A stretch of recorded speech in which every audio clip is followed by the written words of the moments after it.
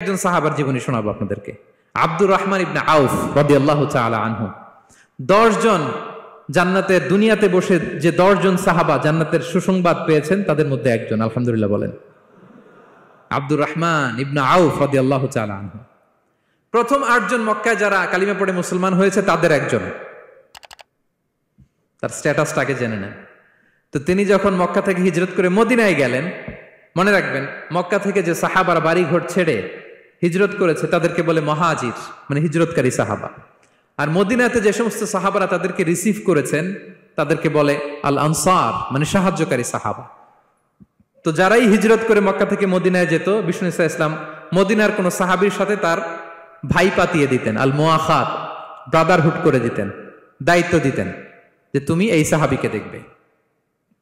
তো আব্দুর রহমান ইবনে আউফ রাদিয়াল্লাহু তাআলা আনহু যখন হিজরত করে গেলেন, তার দেখভাল করার জন্য যে সাহাবীর দায়িত্ব পড়ল তার নাম হচ্ছে সাআদ ইবনে রাবি', আনসারী সাহাবী রাদিয়াল্লাহু তাআলা আনহু। বিষ্ণু বললেন, সাআদ, আব্দুর রহমান ইবনে আউফ তোমার ভাই, ভাই বানিয়ে দিলেন। কি বানিয়ে দিলেন? তুমি তাকে টেক কেয়ার করবে, সে হবে তোমার মেহমান। সুবহানাল্লাহ। সাআদ ইবনে রাবি' রাদিয়াল্লাহু তাআলা আনহু তিনি আব্দুর রহমান ইবনে আউফকে ডেকে নিয়ে গেলেন, ঘরে নিয়ে গেলেন মেহমানকে, এবং বললেন, ইয়া সাআদ ইন্নী আকসারুল আনসারি মালান। হে সাআদ, তুমি চিন্তা করো না, তুমি মনে করো না যে তোমার ভরণ পোষণ দিতে আমার কষ্ট হবে।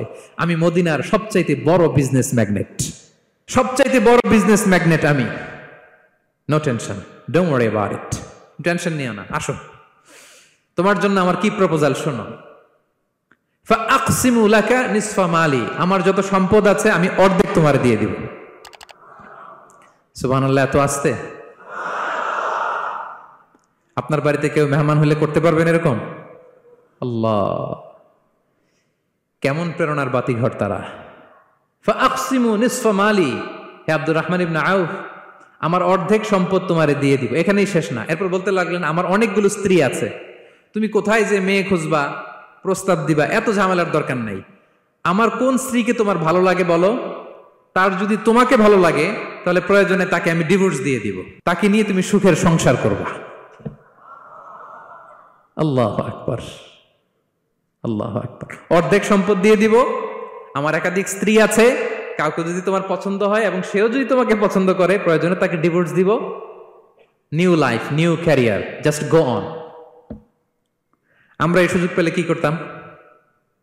সাথে সাথে অর্ধেক সম্পদ নিয়ে নিতাম, ঠিক কিনা? আব্দুর রহমান ইবনে আউফ প্রেরণার বাতিঘর। উনি কি করলেন? উনি বললেন, লা হাজাতা লি ফি যালিক। আমার ভাই, তুমি যে বলছো, এ সাআদ ইবনে রাবি, তুমি যে এত চমৎকার প্রপোজাল দিয়েছো, এতেই আমি খুশি। তোমার কোনো কিছুর আমার দরকার নাই। বারাকাল্লাহু লাকা ফি আহলিকা ওয়া মালিক, আল্লাহ তোমার সম্পদে বরকত দেখ, আল্লাহ তোমার পরিবারেও বরকত দেখ। তবে একটা কষ্ট করতে হবে, সেটা কি? আব্দুর রহমান ইবনে আউফ বললেন, দুল্লানি ইলা সুক, just show me the way to market. মদিনার বাজারটা কোথায় এটা একটু দেখায় দাও। আমি নতুন মানুষ, পথঘাট চিনি না। দুল্লানি ইলা সুক, just show me the way to market of Medina. মদিনার বাজারটা কোন রাস্তা একটু দেখায় দাও। আল্লাহু আকবার। সাআদ ইবনে রাবি বললেন, এই তো মদিনার বাজার। উনি যে কিছু ঘি কিনলেন, পনির কিনলেন, কিনে বিক্রি করলেন, প্রফিট করলেন। ওই প্রফিট দিয়ে আরো বেশি করে কিনলেন, আবার বিক্রি করলেন, প্রফিট, আবার বিক্রি করলেন, প্রফিট।